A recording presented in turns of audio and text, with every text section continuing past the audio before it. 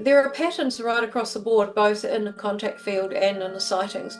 And I'll give you an example, if you like, of a stockman working on a sheep station in New Zealand who contacted me very excitedly one very cold morning.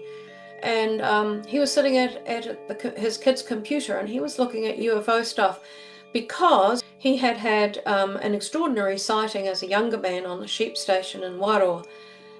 So some of these patterns that we're talking about are that often a person who's having a sighting finds themselves either paralyzed and not able to move, only their head and eyes they're able to move. That seems to be a common factor with some witnesses of UFO sightings, but also people who've had contact.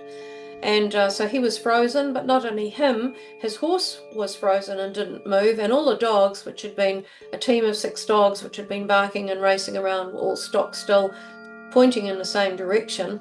And he saw a cone-shaped craft coming up a ridge towards him, and it moved around a bit, didn't harm him in any way, but he was able to watch it. And then it went down the ridge line along the valley and eventually disappeared. And when it disappeared, all movement came back again. So we have these patterns that happen. It's sometimes called the Oz factor, where you freeze, you get this otherworldly feeling, you in some kind of altered state, you're quite relaxed, you can see what's happening, but you're not in a state of terror if you're put into the altered state.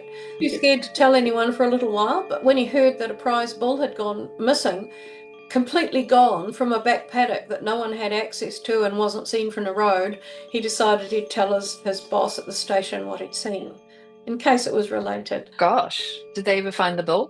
No.